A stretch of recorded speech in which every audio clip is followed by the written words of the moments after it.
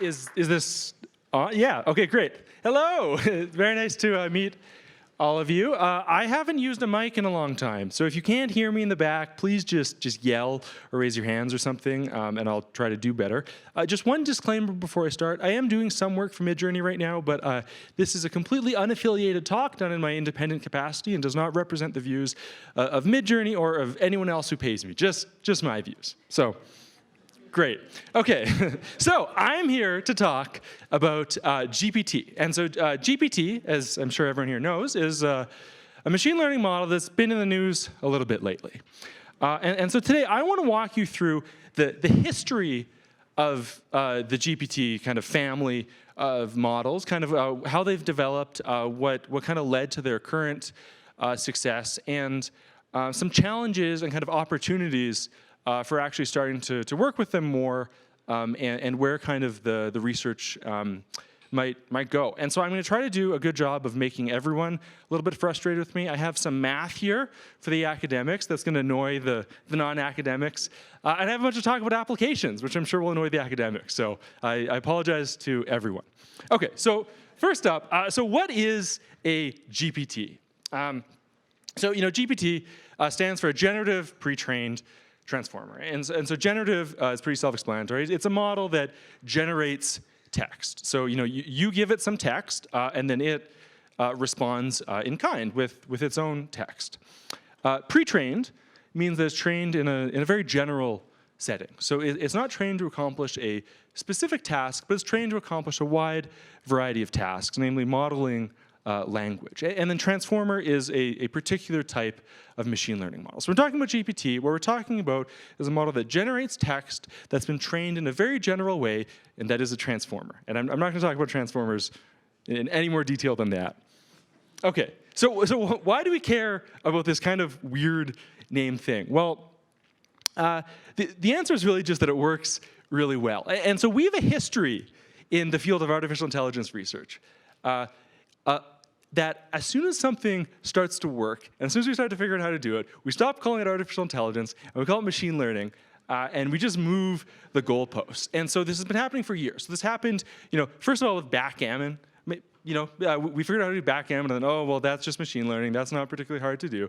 Then it happened with chess, with Deep Blue and Gary Kasparov, and it was like, okay, well, that was really easy, and so we're going to have to do something else. Then it happened with Go, then it happened with protein folding, and apparently now it's going to happen with language. And so what it turns out is that for a lot of us, we thought that to actually have something that can present concepts and ideas and communicate in natural language like a human, that would require artificial intelligence. And, well, it turns out we were wrong, and it doesn't. Or maybe you think this stuff is intelligent, which I would disagree about that. But so basically we now have a way to model language at a really high level, and that's really cool. So before I go in, and I promise this will be kind of the last bit of background, and then I'll just start talking about more high-level stuff. I'm going to be talking about tokens. And throughout this talk, when I talk about a token, all that I'm talking about is a numerical way to represent text. So if your mental model, so we have some sort of text. So I'm giving a talk right now. Maybe the text is the transcript. We want to represent it in a numerical way that we can send to a computer to do math on. And we have to come up with some way of doing that. That process is called tokenization. If your mental model is that you just do like an A equals 1, B equals 2, C equals 3, that's not right. But that's close enough for the purposes of this talk, and I'm not going to talk about it anymore. And so as an example here, if we have the text "Hello World" and we feed it through GPT-4's tokenizer, which is kind of one of the better ones, it's that arcane sequence of numbers at the bottom there. And so that's what a token is. Okay, cool. Okay, so when we start talking about GPT models, the first paper came out in 2018, and this was just the first GPT model. This was released by OpenAI. And what's really interesting is that they have this really boring title. The title is Improving Language Understanding by Generative Pre-Training. And they're kind of not making any big claims. They're not saying anything too fancy. They're just saying, we can kind of understand language a little bit better by doing this thing. And it's really interesting to go back and read the paper because it really seems like they didn't know that what they had was special in any way or was going to really lead to anything. Like it really reads as if they're just doing a small experiment and they have a small team doing it and they're trying to see what works. The model also, the model set out really the standard kind of procedures that almost all subsequent GPT models have followed. So they use a decoder architecture. They use like a very specific sequence of configuration for the network that has remained constant, and they train the model on with 120 million parameters on about 20 million tokens. And so you're going to see that's very small. But what's interesting is that this was kind of enough for them to say, okay, there's something interesting here. Let's push forward into this. And so then they followed up with the GPT-2 paper the following year. And so this is in 2019. So in 2019, they came out with GPT-2. It has a slightly more exciting title. Language models are unsupervised multitask learners. You're not falling asleep halfway through reading it. And you start to get the sense, reading the paper, that it's a bit more of a, there's something there. And it's interesting because the model, the paper is basically the same as the original paper. The model is almost basically the same. The only difference is that it's a lot bigger. So you can see that they made the model here about 10 times bigger. They have about 400-ish times more data. But that's kind of it. Like they didn't really change anything about the model. They just made it bigger. And that's really interesting because if they were trying to publish papers based off this in like peer-reviewed journals, that probably wouldn't have been enough, in my opinion, to actually get it published. So it's really remarkable that they spent the time to research it just to make it bigger and better, and that was kind of enough for them to justify their time. And then they kind of continue this trend with GPT-3. And so you see in GPT-3, the exact same thing is here. They slightly change how they're doing the attention mechanism, which is a detail I'm not going to get too much into detail here. But it's substantially the same thing as the original GPT paper. It's just way bigger. Like you can see, they made the model 100 times bigger. They had 175 billion parameters, 300 billion tokens. That's huge. That is a very, very large model. And that's kind of the only difference that they made in the paper. And they start to say, wait a second, we've got something special here. The title is a lot more interesting. It's Language Models of Few-Shot Learners. And so they start, you can kind of just see the excitement here ramping up, and they're really starting to think we have something interesting. But this is in 2020. So every year they pump these models out. And then in 2022, they put out ChatGPT. And so ChatGPT is interesting because all it is GPT-3, which is at this point is a 2.5-year-old technology by the time they publish ChatGPT. And they do this thing called RLHF on top of it, which I'm not going to go too much into detail, but it's a very small change on top of the base model. And yet, in November 30th, to be precise, it kind of changes everything in tech. Like you can see the entire tech industry just kind of has its like imagination captivated by ChatGPT, and it changes the course of direction for a lot of these massive corporations. For instance, DeepMind, which some of you may know, we were all laid off, basically as a direct result of us not doing ChatGPT stuff. But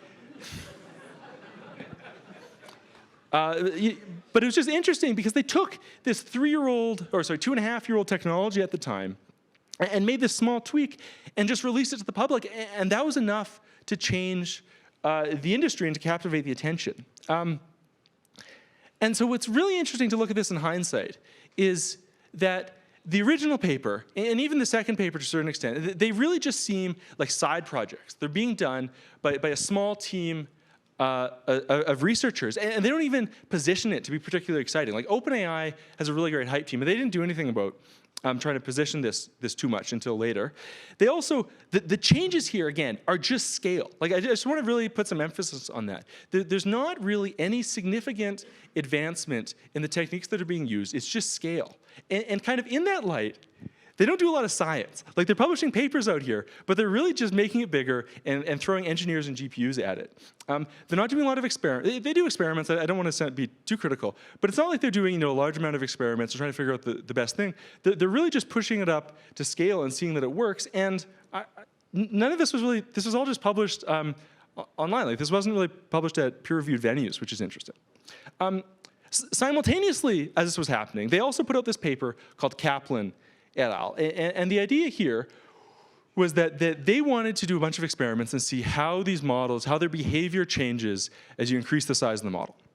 And so they found that really the only thing that matters is the number of parameters in your model. It doesn't matter how wide it is, how deep it is. To a certain extent, like, as long as you don't do something super wacky, it's fine. But what really just matters is how many parameters you have in their model. And what's really interesting is that the sample efficiency increases with scale. And so what we see, so what we see is that larger models, sorry, this is kind of small, I apologize.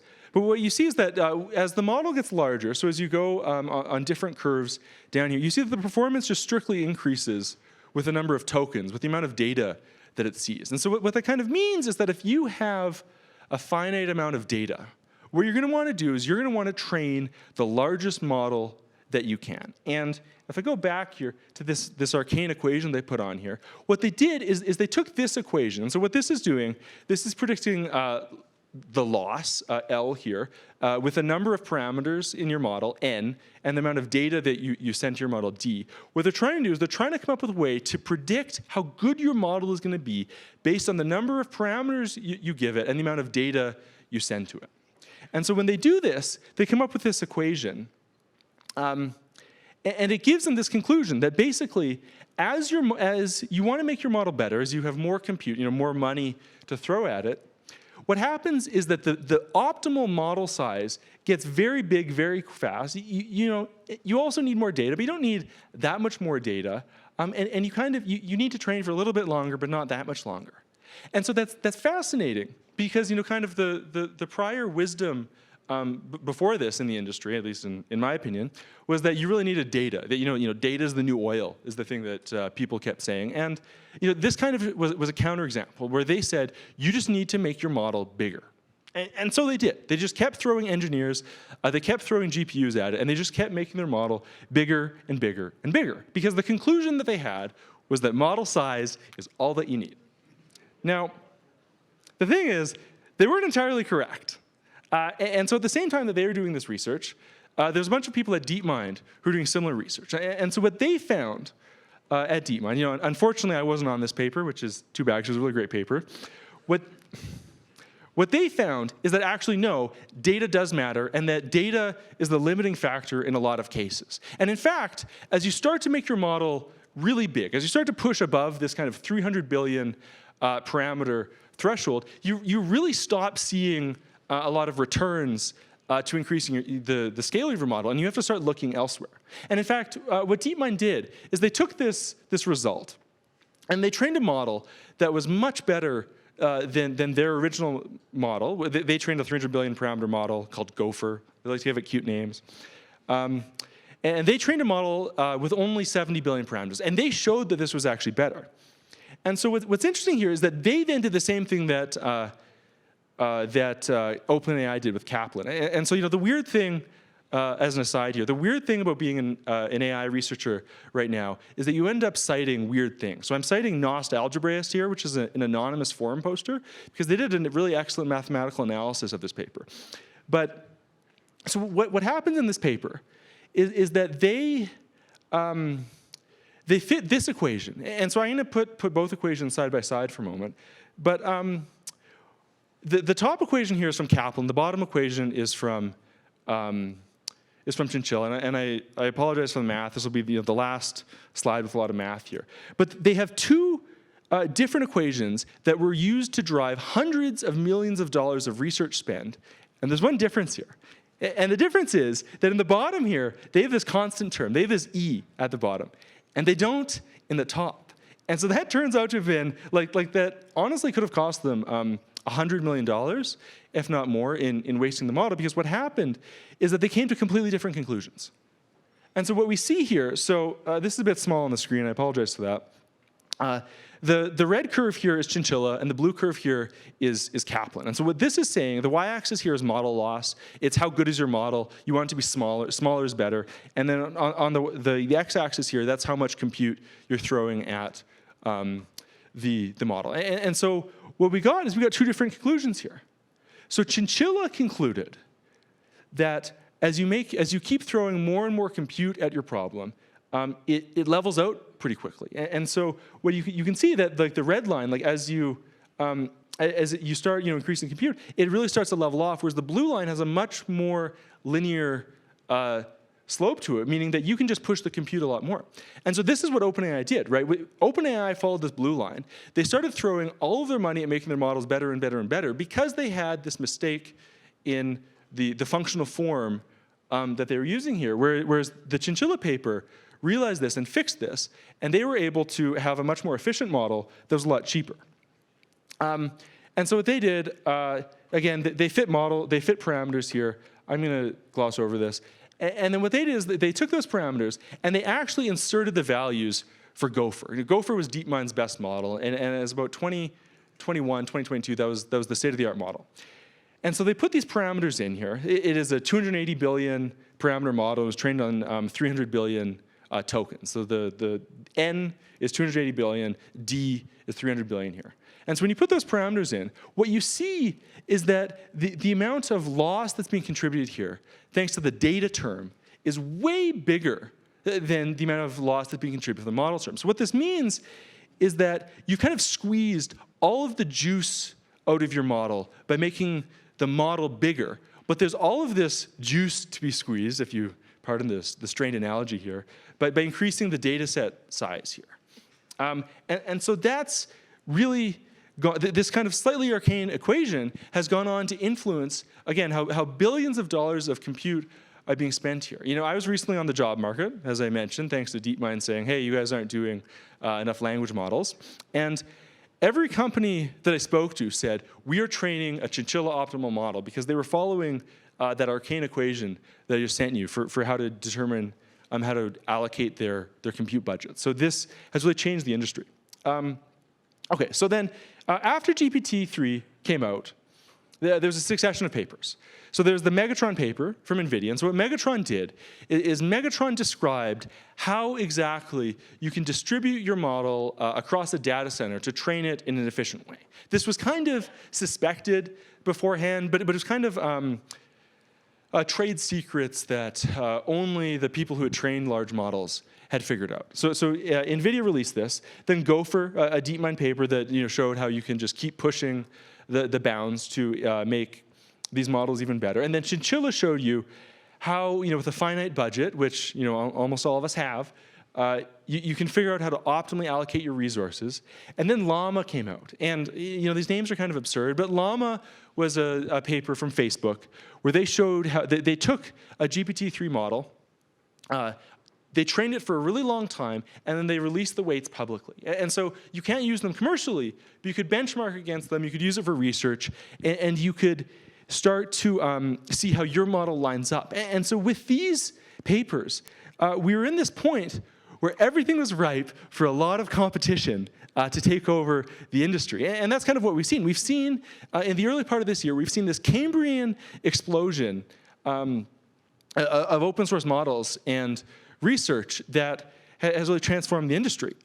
But then, the empire strikes back, and we see the kind of what I'm calling the modern era, but this will be out of date. It probably is out of date already in the last hour.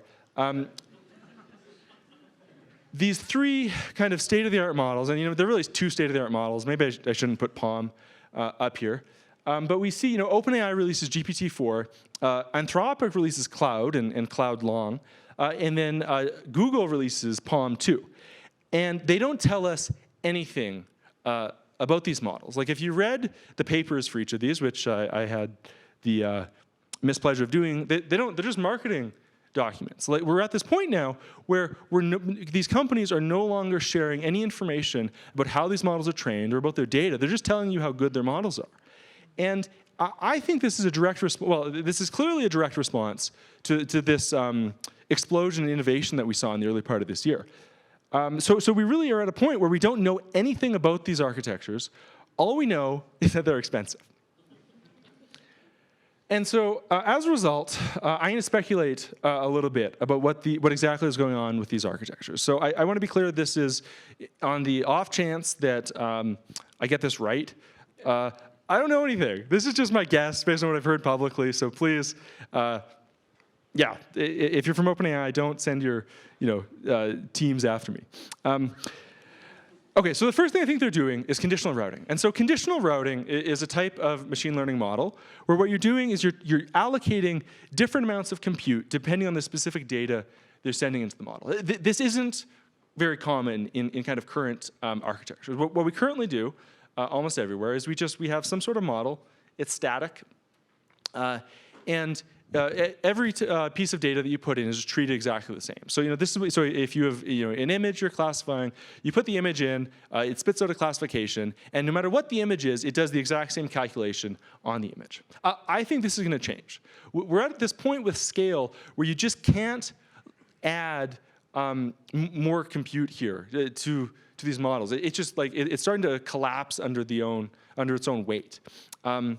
And so what I think we're going to start seeing, and what I think a lot of these large models have done, is use conditional routing models, particularly I think mixture of experts, like the switch transformer, where for each token you kind of choose, you have different sets of parameters for your model, and you're kind of choosing which to apply conditionally. And I think that what this does basically is it lets you have a much larger number of parameters, but it keeps the cost constant. And as now I work in industry as a researcher, I'll tell you that cost apparently matters. That this wasn't really the case when I was a researcher.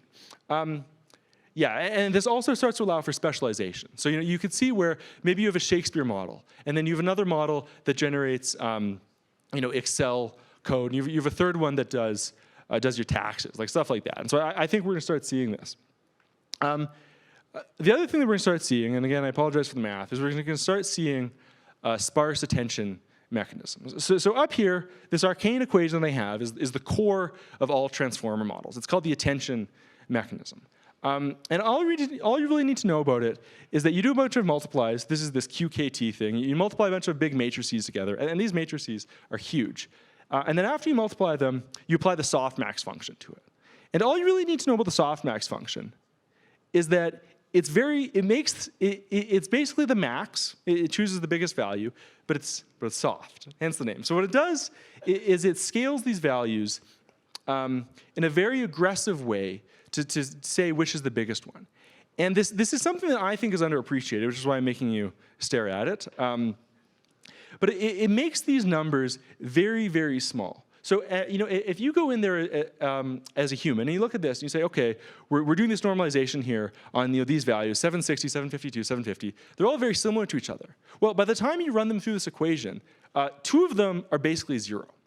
And so what this means is that intuitively, as a researcher, you look at this and you think, wait a second, is there some way I can exploit this? Can I just make this 0 and then skip computing it? And the answer is that we really can't. We think we should be able to, but we haven't figured it out. And so this is kind of what I think we're going to start seeing, or maybe we've already seen with GPT-4 and with Cloud Long, is I think that they have either figured it out or are spending time trying to figure it out to figure out ways to not do the full computation, start skipping things. So the quote that I like to say about sparse attention, everyone talks about it, nobody knows how to do it, and everyone thinks everyone else is doing it. No one that I've spoken to has been willing to tell me how they're doing it, or even admit to saying that they're doing stuff in production. But you kind of think, when you look at these models with the amount of the way that they're set up, they have to be doing something like this. Another example is that H100s, which is the newest graphics card, GPU that NVIDIA has released, they have this massive 2x speed up if you're able to figure out sparsity. Again, no one that I've been able to talk to has been able to tell me how they're doing it or how to make use of these things. But they're starting to use it in production. So I think that someone has figured out how to do it and is making use of this. But I really, this is an area that I could point you to about 15 or 20 different papers that all seem plausible candidates here. But really, it's really unclear how to actually do this. So I think this is going to be a really active area of research moving forward, especially for production workloads. So, or maybe I'm wrong, and maybe someone's going to come up to me afterwards and tell me how to do it. So if that's the case, please talk to me. And then the other thing is, another aspect is long context length. So for the longest time, if you look at GPT-3, Jurassic 1, Gopher, Chinchilla, Megatron, like all of these papers, they had a context length of 2,048 tokens. And then, recently, OpenAI started to push it forward. They started going to 4096 and then 8192. But the context length was viewed as this fundamental barrier to scaling up these models. And then there were two changes. Well, I should say, then this changed. And so we started to see models really start to expand the amount of context. They started to be able to work on novel length texts, especially with Cloud Long, which was recently released, and look at 100,000 tokens, which is about the size of a moderate-sized novel. I think there's two things that went on here. The first one is flash attention. So a bunch of really smart people figured out how you can compute the attention mechanism, that arcane equation that I showed you earlier. You can compute the exact same number much faster. And then the other thing that happened, and any of you who are trying to invest in AI companies who have been trying to raise money, there's a few of you I know who've recently raised money. There's a lot of investor money going on here.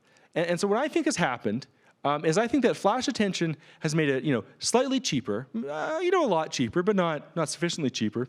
And then there's just a lot of money going in. So I think that these two things have really enabled companies to start massively expanding the context length that they're able to go towards. And so now we're seeing this, context length go up to 32,000 or 100,000, which is 16 to 100 times more expensive.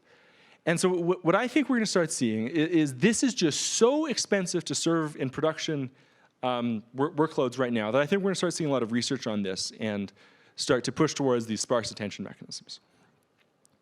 Okay, so then where do I think research is heading? I'm going to go through each of these in depth here. So the first thing that I think is really people are spending so much money serving these models. That there's going to be these massive incentives to just make it cheaper. So if you're someone who knows CUDA, which is the way to make to program these graphics cards, you're in a lot of demand, and you should come speak to me. I might have a job for you. It's just really hard to find people who know how to make things faster, and it's just so expensive that there's these massive incentives. Like any 1%, a 0.1% optimization is saving millions of dollars here. And part of this is the fact that what we're doing, we're just doing a lot of math. We have these massive, we have these attention mechanisms, which is kind of the sexy part of the model that gets a lot of attention, especially on the research front. But the other thing is that we have these large feed-forward networks, which are just doing massive matrix multiplies together, and that's incredibly expensive. Fundamentally what we're doing is we're serving 175 billion parameter models. What that means is each time you put a token through your model, which again, for the purpose of this talk, we'll say is just like a single letter.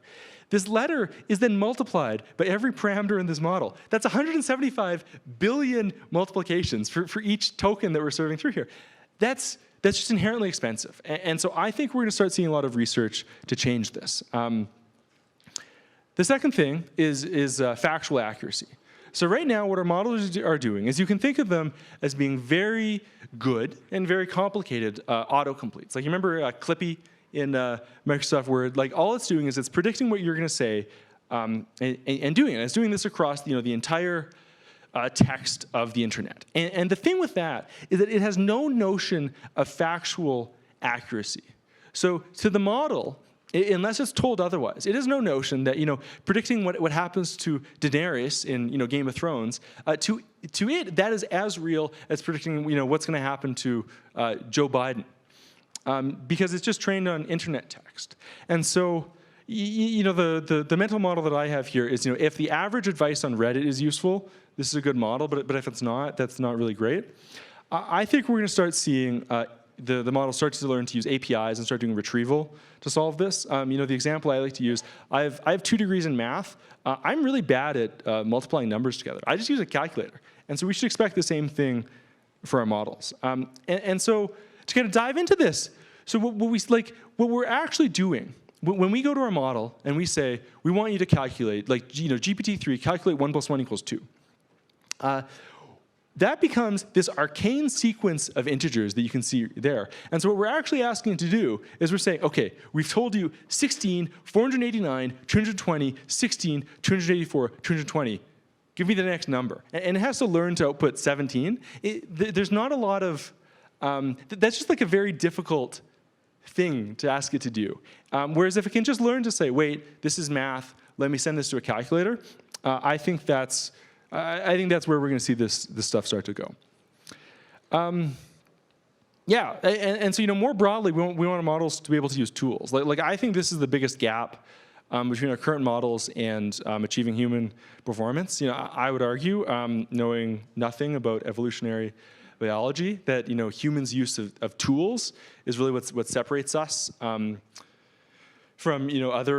other organisms. And so if these models are going to start moving to be considered more intelligent, I think that they're going to have to use tools like computers. But the problem is we don't really know how to do this. So there's been a few papers that do this. There's a tool formers paper by Facebook lately. But the problem is that you really are just paying money for people to build these data sets. And it's not clear how to do this in a way that'll keep it up to date and make it useful. But I think this is going to be a big frontier for research. And then I guess the last thing, and I think this is particularly apropos as I'm giving this talk at Amii, is reinforcement learning. So I think that reinforcement learning is kind of at the frontier of what we're going to be doing with these large language models. Because currently, the way that we go from just being an autocomplete model, a really good autocomplete model, but to something that's actually useful to chat with, is we use this reinforcement learning from human feedback, where we get a bunch of data from humans, and we teach our model to be more human, to give answers that are more consistent and indistinguishable from humans. And the way that this is done is using this algorithm called PPO, Proximal Policy Optimization.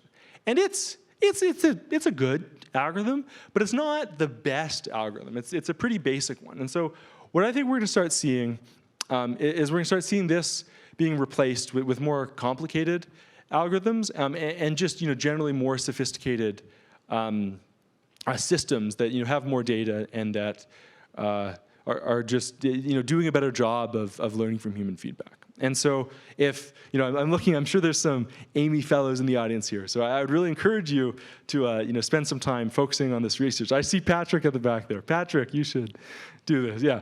So. But basically, this is an area where it's very fresh, and there's just a lot of space to improve on here. For a long time, even still to an extent, reinforcement learning research really viewed human data as cheating, and so there hasn't been a lot of research, as much research as we would like. And I'm sure someone's going to tell me I'm wrong about that. But this is where I really think there's a lot of potential here. Okay, so this is. That is the talk that I had, and if you have any questions, I'd be happy to talk about them now.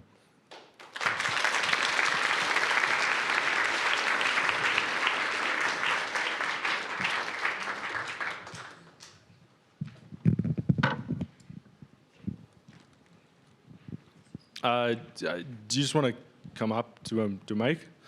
I don't know.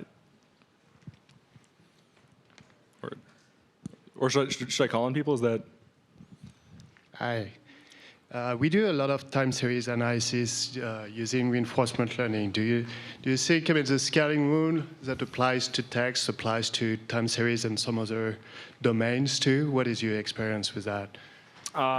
My experience with reinforcement learning has just been that it works really well when you finally get it to work, but it requires a lot of fine-tuning to the specific problem. So I think you could come up. So first of all, I guess to directly answer your question, no. I'm not aware of a lot of scaling laws kind of for general reinforcement learning. But what I've seen is that it's really task and algorithm specific. So if you were to say, okay, let's try to find a scaling law for AlphaZero in 2-player games, I think we could probably start looking at that. But I would be really suspicious that there'd be anything more general, at least without the reinforcement learning kind of getting better at doing reinforcement learning without the field advancing. But I'd love to be wrong about that, though. Hopefully there's a nice scaling law paper. But they're really, I think that scaling laws, especially with the era of this massive scale compute that we're in, I think that scaling laws are really the right way to do this research, especially in industry where you need to justify your work. And so I really hope more people do it. So you should you should come up, you should write that paper. Sure. So 2 questions. First question, like these language models are next token prediction, so they're not leading to AGI, I think, right? I would agree. Some people disagree, but I totally agree with you. And the second question is, have you seen about like some new open source models that use like ChatGPT outputs to train their own models, and they actually perform significantly better? Some tasks are even better than ChatGPT. So what are your thoughts on this? Yeah, so I guess 2 thoughts at a high level. The first is that part of the problem is that it's so expensive to serve these models that you need a lot of money to do it. Or if you're trying to do it at home, you can kind of serve like a really maybe broken is too strong, like a much weaker version of the model with a very expensive computer, right? Like if you have like a 4090, right, which is like a $2,500 graphics card, you can start to serve, you can start to like run these models locally at home. Otherwise, you're having to rent graphics cards. And so for anyone to start doing it significantly at scale, that's just really expensive. And with anything that uses the OpenAI ChatGPT or any other models, the terms of service, and this is the case like for all of them, for PaLM, for Anthropic's Cloud, for all of these models, they strictly prohibit you from training competition models on their data. And so you can't do it commercially, and so I think that really limits the impact that's going to have, because I think that anyone, you can use it for research, but I think anyone who kind of has the infrastructure and technical sophistication to actually start doing research in these places, in these models, a lot of them already have the infrastructure because they're the large labs. So I don't think, I don't know, I'm kind of suspicious that it has that much of an impact. I also think that generally we're pretty bad at evaluating how these models work. So I'm kind of suspicious of a lot of the benchmarks. I don't know. Yeah. Thank you so much for the amazing talk. So my question is, do you think there is something really special about this form of QKV attention, self-attention that we are doing that makes these models work really well? Or do you think we might have some alternative architectures out there? For instance, I feel like recurrent neural networks are able to process long contexts inherently in their formulation, but these kind of QKV attention are restricted in the amount of context they can process. So do you think there might be other architectures, or do you think that's a valid research topic? And do you think there are potential candidates? So I don't have any potential. I guess there's this RWKV project. That seems really promising to me, but I don't know as much about it as I should. I think that there's a lot, I think what we have is super suboptimal right now. I mean, if you think about it, to serve like GPT-3, right, like 175 billion parameter model, you're serving that on multiple GPUs. It's using like 2 kilowatts of power or something like that, like thousands of watts of power. I can do math just eating a bagel, right? Like that's a lot less power. So there clearly has to be something better out there. I think a lot of the success of the attention mechanism is because it does just attend to everything. And so you have everything in there, and so you can just look at all of it. So I think that I think it's possible to do a lot better. I think just humans are examples of this, and I think that we're just wasting so much compute that we're going to have to be able to do better. But it's not really clear to me what that is. And a lot of the attention mechanisms that improve, that scale better than the kind of the standard quadratic attention, they do it by just throwing away a lot of the other data, and I think that's kind of the benefit of it. So I think that the reason we have the current architectures is because it works really well with the computers we have. It's really easily parallelizable, but I don't think it's optimal. I think that this is extremely suboptimal. I wouldn't be surprised if there's another advancement on the scale of transformers out there to be found. So. Thank you for the talk. I'm here. Oh, So it's really a great talk. I liked it. So I just have one question. So providing all this competition like requirements that are required for building such great models, can startups like compete with these giant companies in building like specific GPTs for like specific solutions or something? Is it feasible for startups to start something like this? no, is my answer. So I think that it depends. If you're looking at foundation models, I think it's a fool's errand to try to compete with OpenAI, Anthropic, or DeepMind. Like, they just have so much money that they're just gonna be able to throw money and researchers at the problem, and it's gonna be really hard to do better. Like, if you have a fundamental algorithmic advancement, this is kind of defeatist, so I apologize for it. I kind of think you should just like join them, do it, and then make a name for yourself and try to convince them to pay you a bunch of money. But I don't think there's a lot of opportunity for startups to compete in the foundation model space. Where I do think there's a lot of potential for, though, is to come up with business models that were just not possible beforehand. Like I think that there's companies like Midjourney, for example, which are just able to like serve these models and do really well and bootstrap from that. And I think that's a really great thing that's not possible. Like, I think if you're a startup, I'd really encourage you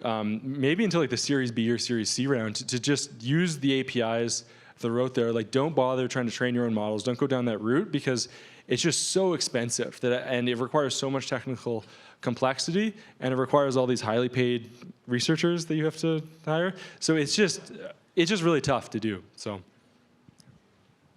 Hi, I have a quick question. So I saw there are some research that uses less bits. For example, they uses the less decimal points, and they try to train this. Especially, I saw a paper that uses the Llama model and trains that model on a MacBook. So what's your take on it? So what are the pitfalls you think, or what are the advantages of this? Or do you see any in future? Do you see that the large language models are going, especially if anyone wants to train a large language model in a smaller GPU, is it a feasible option?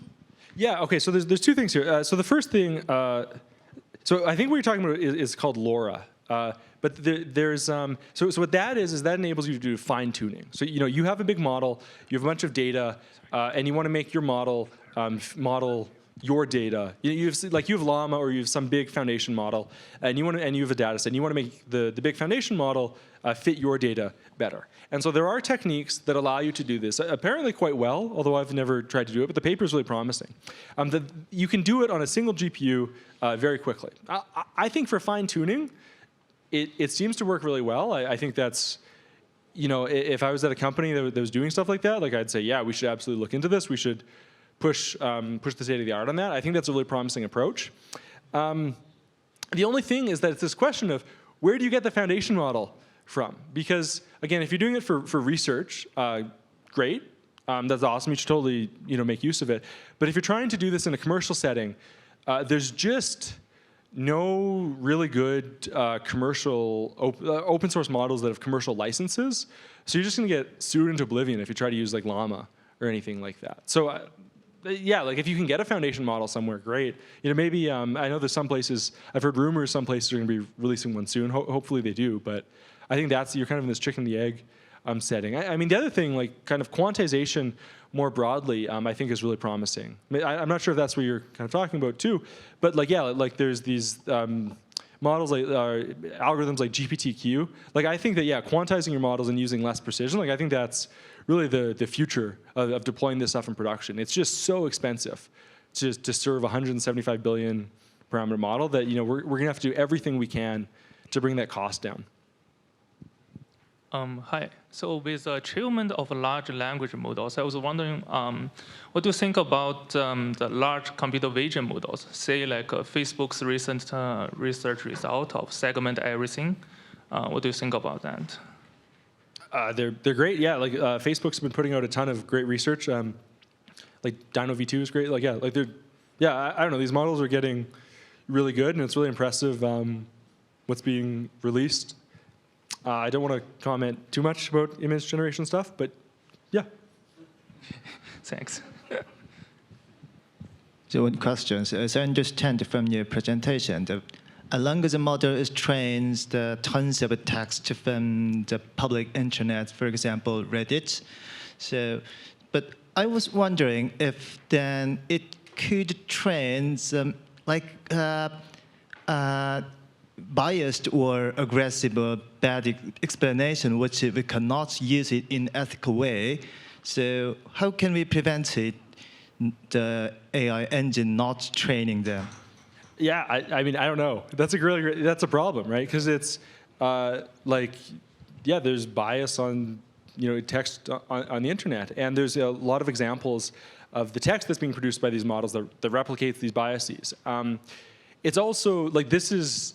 I really don't know what the right answer is. There's a lot of occupational biases where you might ask, certain the models associate certain genders with certain occupations, and there's kind of arguments on. There's multiple viewpoints on it, I guess, where some people you want to reflect reality. So if there's a bias, if more carpenters tend to be men, you might want it to assume that a certain distribution over that. On the other hand, that might be sending the message that only men can be carpenters, which is bad. So I mean, kind of two things. I guess the first thing is that I don't really know what the right answer is there and how much we want to reflect the current, imperfect world versus how much we want to reflect some ideal world. I don't feel qualified to comment on that, so I'm just going to leave it there. But then the second thing, in terms of how to actually fix this, I really haven't seen a lot of great examples of how to fix this. I mean, it's I think that the bias is a problem. The other problem is that it just makes things up.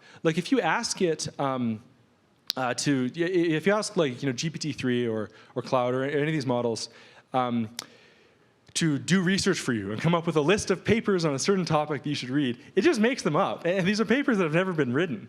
And that's not great. Like if you're relying on, if your lawyer is using a language model to make their work better, you'd be in a really tough position if they cited a case that wasn't real. And so I think it's a really big problem. I think we're gonna have to start moving to as I said, retrieval and APIs and stuff to fix it.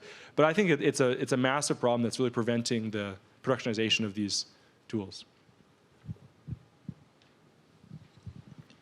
So you touched on this just a little bit now, but there was the question about hallucinations, essentially. So you mentioned that, maybe for mathematics, something could be essentially invoked, which is like, I recognize this as mathematics, I'm going to use some kind of calculator. But the type of hallucinations and logical flaws that these models end up making isn't exclusive to that. Exactly the way that you just mentioned, where it'll construct either citations or references, or it'll just make up numbers or facts or statements. And I guess this is a very open-ended question, I suppose, but because you can't just necessarily outsource this problem to, here is a calculation, I'm going to go and do that. Do you have thoughts about how to rein in some of that problem? This is an enormously giant open question, and I don't expect you to have an answer, but this seems to be one of the fundamental issues about generative models like this, is that you kind of can't trust them. They might just lie to you. Yeah, I mean, I think that that's the truth, and unfortunately, I don't have a lot of great answers for how to make it better at this point, other than just making our models better. Because it seems anecdotally that GPT-4 has less hallucinations than GPT-3, although it's still a problem. So hopefully, just generally making these better will mitigate it. I think that kind of the best thing to do is until the research develops to the point where this isn't a problem, you should just kind of use it in applications where that doesn't really matter. So what I think is, I think Google's doing a great job of this, where you have the Gmail autocomplete, and so that might be a great place to put in to put these language models, because if you're writing an email, if I'm writing an email to my boss, I'm responsible for what I send to him, and so I can use really any tool that I want, but at the end of the day, I'm responsible for the text. And so I think procedures like that, and also starting to deploy these in domains where it's not as critical that they be correct, I think that's another venue. Like, if you're about to argue a case before the Supreme Court of Canada, I wouldn't rely on this tool to do your research for you. But if you're, writing an essay in undergrad and you want to like talk to it a bit and play with the ideas, that's kind of more okay because you can play with the ideas more and you can develop them and work on that. So I think it's finding the domains where we can start to deploy these things and where it's not, critical that it be correct. And then, maybe we can use this data, or we can figure out ways to make it better over time. But yeah. I have a question here. Yeah. First of all, I really like your nod to the fact that that they're not doing science exactly, OpenAI, when you were referring to the progression of GPT. And I think that's exactly right. I think that actually may reflect something about their philosophy of more engineering rather than research and science. And actually, this may be why they've won as far as they did. And that actually reflected a kind of an answer to a problem that's kind of was there in the research community, where people wanted to come up with newer models rather than, look, the scaling curve it's still not plateauing, guys. Why are you not scaling these things up? And but now we're seeing that kind of end, and we're going back to kind of more engineering. But I think that may have good and bad. How do you see that? Yeah, no, I totally agree, and I want to be clear. I don't view it. I think this isn't an accurate reflection of kind of what OpenAI did, but I don't view it necessarily as bad. There's a trade-off, and they kind of came down on one side of the trade-off, which is to do whatever it took to make these things better. And I think that's really honorable in a lot of ways. But yeah, like I don't think it's not clear to me how many of this stuff could have actually been published in a peer-reviewed journal. So it's a trade-off, and this was something that in my career I've spent a lot of time debating. Like, okay, how much do we spend on doing kind of the minimum publishable unit versus how much do we spend just trying to make this thing really good, even past that point? And it's a really tough trade-off. That's kind of the really exciting thing about working in kind of industry research is if you have a product that's making money, you can just keep cranking out optimizations and making it better, and that can be really rewarding. So yeah, I guess it's just it really depends on where we're at in the industry. Like if I think it's good that there's the incentive to always be doing new things in academia, because like when I was reading these, like as I mentioned, I was unemployed. I did about 2 months where I was unemployed at the early part of this year, and so just sitting at home reading papers, and it was great. But I read all these papers, and you just start to see that there's not a lot of difference. And so it's like you read one paper, and then you read the next one, then you read the third one, and you think, okay, they're doing the same thing. They slightly tweak the data. Like, why did I read 15 pages of dense academic text for it? So I don't know. Like I think it's a trade-off, and I think that as we push forward into commercialization, we're going to see more focus on the engineering side of things. But we absolutely need the innovation and the novelty coming from academia, and so I'm kind of worried that we'll start to lose that with this push. But I don't know. Like hopefully there'll still be people like Amii pushing that forward. Okay, thank you so much for the talk. And yeah, so I have a question about the problem of using this new technology in a bad way. Like when we have open source, then we can use it to make misinformation or stuff like that. So how can we avoid having all of this problem with these kind of new technologies? Yeah, I don't know. I think that's a big problem, and I think that we're going to need to do more research moving forward on that front. I think that I think we're going to have to start moving to a period where you just don't. The default is to not trust what you see online, which is, it sounds a bit silly saying, but I think that we're really going to have to just like lean into that. Up until now, or maybe last year, I guess, we knew not to trust text. Like if someone's online, they're on Reddit, and they're saying, I am President Donald Trump, and I did these 3 crimes, and you should believe me. Like you can, I've got this guy first. That's not true. Like you just know that that's fake. But we've had this assumption that that's not the case with other forms of media. And so I think that's going to have to change, and we're going to have to just, by default, not trust stuff unless there's a clear like chain of custody where we know that it came from a real source. I think there are technological innovations that can make this better, like watermarking, things like that. But I think that's very much an active area of research, and we need to do a lot of work on that front. Hello. Yeah, so with all these limitations, talking about the factual incorrectness and the difficulty of calling tools during inference, do you see us going back to symbolic AI or System 2 stuff in the next couple of years?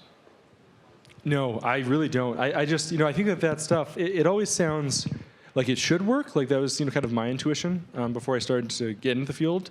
But it just hasn't been proven. The literature that I'm familiar with is just really hasn't been proven to work. And, like with how, ChatGPT has done so well that it's really kind of shown that that people really want this and they're willing to pay for it. And so I think that as long as that's true, it's not just ChatGPT, right? There's Anthropic, there's Palm, there's Replica, there's Character AI. Like there's all of these companies that, by all accounts, have built these really great businesses on top of these models, even though the models are just kind of stirring this massive heap of linear algebra together with like tons of GPUs.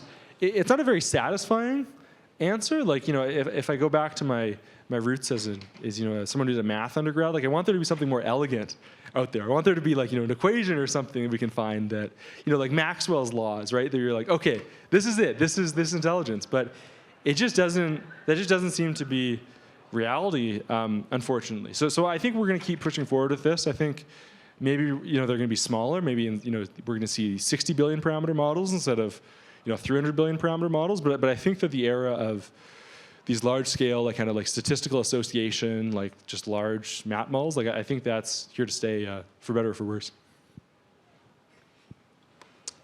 Hi, thanks for the talk. So a few times you mentioned like these are getting so expensive, there has to be something that could improve. Do you think that improvement's more likely to come from better hardware tricks like flash attention, bigger GPUs, better quantization, or more of like a fundamental algorithmic novel idea like self-attention, better normalization, things of that nature? So I know next to nothing about hardware, so I'll give you an answer, but huge grain of salt. I just think that if there were large gains to be had, we'd see them by now, or we'll see them soon. Like I think like there's people who are building their own custom chips. Like Google has their TPUs. There's Cerebrus. There's GraphCore. There's Facebook announced their own thing. There's the people doing this stuff, and it's better, but it doesn't seem to be like this massive leap in performance. I mean NVIDIA is still cranking out like massive improvements like year over year in GPUs in the parallelism side. Like I think we're going to see that continue for a while. But like I was talking to my friend who has who has the coolest job because he runs a chip startup where they're trying to make their own chips, and it's just like what they're doing is so insane that they're really starting to see physical limits. So I'm kind of suspicious that again, to use the torture analogy, there's a bunch of juice to squeeze out of that. I think a lot of it is going to come on the algorithms side and on the software side. Like when we look at these large models, the benchmarks that I've seen are that the best, most optimized implementations are in the like 50 to 60%. When you're training like when you're serving a large language model across multiple GPUs, or GPUs or TPUs, you're seeing about 50 to 60% utilization in terms of the overall flops. That's not that good. Like, so I think hopefully we're going to start seeing those numbers push up. But I think that the biggest improvement is just going to have to be on the algorithms side of things. Ultimately, with attention, what we're really scaling is this n squared algorithm, and it's just you can only push that so far. Like we're going to have to find something that's better.